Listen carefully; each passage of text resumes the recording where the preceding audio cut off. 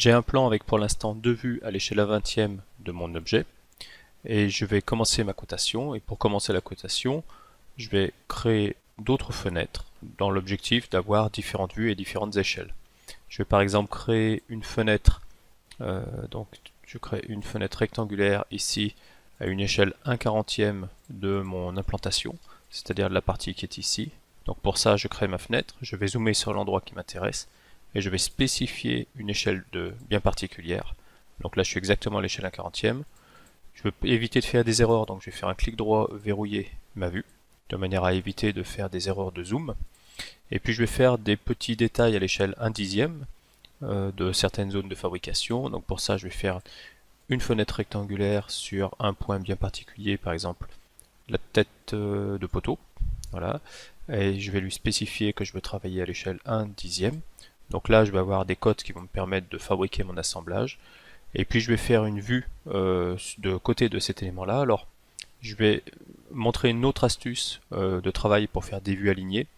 Donc pour faire ça, je vais créer quoi? Je vais créer une deuxième vue en copiant très à l'horizontale. Donc je vais utiliser F8 pour être à l'horizontale. Et l'idée, c'est à l'intérieur de la vue, je vais décaler vraiment à la verticale ou à l'horizontale. Là, en l'occurrence, à l'horizontale. Et pour ça, je vais ajouter à mes outils, grâce à mes options, au niveau de mon affichage, les barres de défilement. Alors, ça rajoute un petit peu. Les barres de défilement, c'est ça, c'est les ascenseurs qu'on a ici et là à l'horizontale, ici. Ça rajoute un peu d'éléments à mon écran, mais par contre, puisque j'ai une barre de défilement horizontale, je peux défiler à l'horizontale. Et là, je fais un défilé à l'horizontale parfait, c'est-à-dire je suis vraiment aligné. J'étais aligné grâce à ma copie et je reste aligné. Donc voilà, je sors de cette idée-là, j'ai des vues à l'échelle 1/20, des vues à l'échelle 1/10, une vue à l'échelle 1/40, et maintenant je vais m'intéresser à la cotation.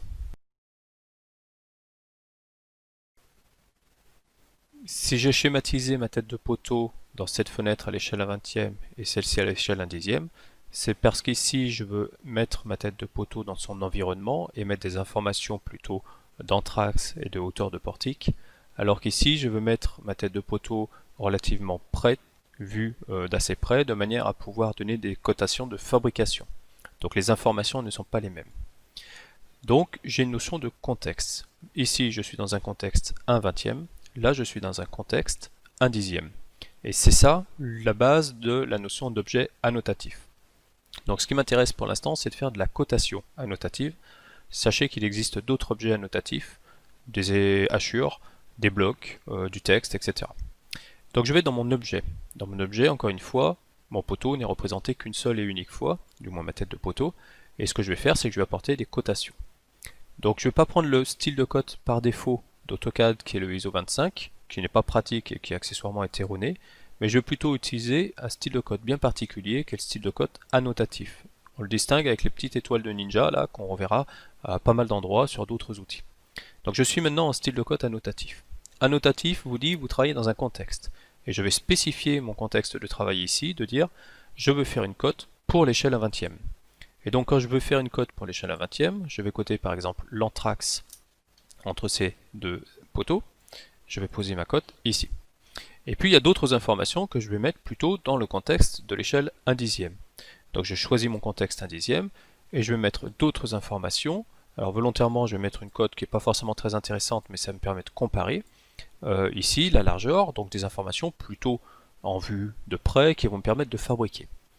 Une chose que je veux que vous observiez, dans mon espace objet, ces cotes-là et cette cote-là ne sont pas représentées tout à fait de la même manière, elles n'ont pas une même échelle de représentation et c'est normal. Celle-là c'est une cote pour l'échelle 1/10, celle-là c'est une cote pour l'échelle 1/20. Et l'intérêt de la notion d'annotatif, c'est que tout ce qui est dans le contexte annotatif 1/20 apparaît dans ma fenêtre à l'échelle 1/20, mais pas la petite cote.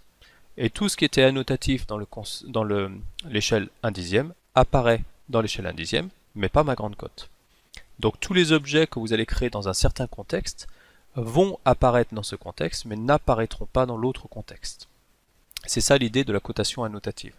Vous voulez faire une vue à l'échelle 1/10 pour représenter un certain nombre de choses, et donc coter ces choses-là, vous cotez en annotatif dans le contexte 1/10. Vous voulez faire une autre vue à l'échelle 1/20 pour représenter d'autres choses et donc d'autres cotes, eh bien vous faites votre fenêtre à l'échelle 1/20 et vous faites les cotes associées, donc annotatifs, par rapport au contexte 1/20. Voilà l'idée principale.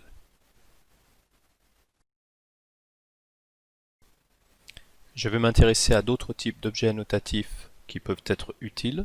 Je vais commencer par le type de texte. Donc pour ça, je vais changer le style de texte par défaut pour le rendre annotatif. Et donc je spécifie que je veux travailler dans l'échelle 1/10. Et quand je crée un texte ici, par exemple le nom de ma traverse, de dire que c'est un HEA 340, je spécifie ici le fait qu'elle est annotative, c'est bien coché, voilà. Ce qui fait que puisque cette information est entrée dans le contexte 1/10, elle apparaît sur le dessin qui est vu à l'échelle 1/10, mais n'apparaît pas sur les dessins à l'échelle 1/20. Je peux dans le même principe travailler avec la ligne de repère, lui dire que je vais travailler sur les lignes de repère annotatives, spécifier un facteur d'échelle de 1/10 et donner une information pour donner par exemple, je sais pas, l'épaisseur de cette platine et dire que c'est une platine en épaisseur 12 par exemple. Et comme ça, je donne mon information de cette manière-là. Cette information a été donnée dans le contexte 1/10. Elle apparaît donc sur la vue à l'échelle 1/10. Après, il suffit que j'arrange ma vue, mais cette information n'apparaît pas sur la vue au contexte 1/20. Et puis je peux continuer avec un autre type d'élément qui peut être utile, mais qui ici n'a pas son rôle, alors je vais le dessiner à côté. C'est la notion de hachure. Je peux créer une hachure sur une forme, un emplacement, en la rendant annotative. Je suis dans le contexte 1/10, donc cette hachure apparaîtra dans le contexte 1/10, mais n'apparaît pas dans le contexte 1/20, ce qui est très intéressant quand on veut faire des vues de détail avec des coupes locales pour indiquer des cotations par exemple. Il reste encore quelques types d'informations à faire apparaître sur mon plan. Donc ici, je vais commencer par mettre un titre pour cette vue-là. Donc pour ça, je vais faire un texte. Je vais mettre le texte dans un premier temps au-dessus de la ligne. Je vais spécifier que ce texte fait une hauteur de 7 mm. Je peux choisir mon type d'écriture, etc. La justification, le fait de le centrer. Et là, je vais l'appeler élévation, pardon. Et puis je vais à la ligne souvent, et puis j'en profite pour écrire l'échelle de représentation et de dire que cette élévation est à l'échelle 1/20. Donc je peux jouer sur des hauteurs, sur le fait de les mettre entre parenthèses, etc. Et donc là je suis en train de donner l'information sur le fait que cette vue-là, c'est la vue qui s'appelle élévation, et elle est représentée à l'échelle 20e. On peut de la même manière venir ici créer une nouvelle zone de texte et indiquer ici tête de poteau, et indiquer une échelle de représentation pour dire que cette tête de poteau est représentée à l'échelle 1/10. Et puis je vais changer la hauteur maintenant que j'ai écrit mon texte, puisque j'ai un petit peu oublié cette étape-là. Et puis je vais le centrer. Et puis je vais placer cette information sur l'ensemble de ma représentation de la tête de poteau selon deux vues. J'en profite pour corriger le petit trait qui va être en trop. Et j'ai représenté mes titres avec leur échelle de représentation. Il me reste à faire ça sur l'ensemble du document.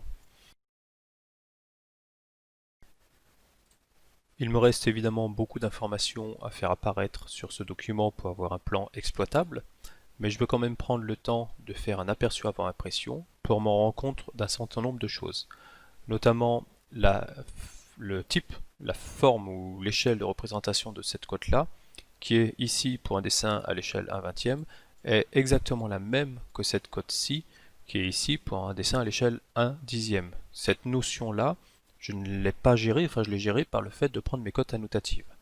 Je peux m'apercevoir que les fenêtres ne sont plus là, donc c'est ce que je recherche.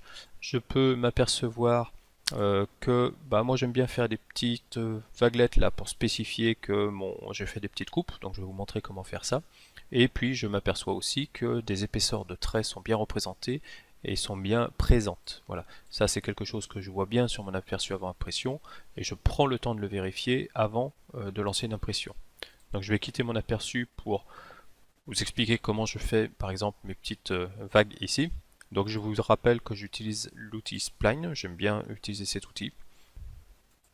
et puis je peux poser la spline ici, simplement de manière à ce qu'elle colle à peu près à mon élément. Alors là je le fais vraiment à vue d'œil, de manière à avoir quelque chose qui soit suffisamment correct, sans forcément être parfait. Et en effet, si je vais chercher mon aperçu avant impression, j'ai un rendu tout à fait honnête qui me montre ici que j'ai fait une coupe sur la vue simplement pour faire un zoom au niveau de mon poteau.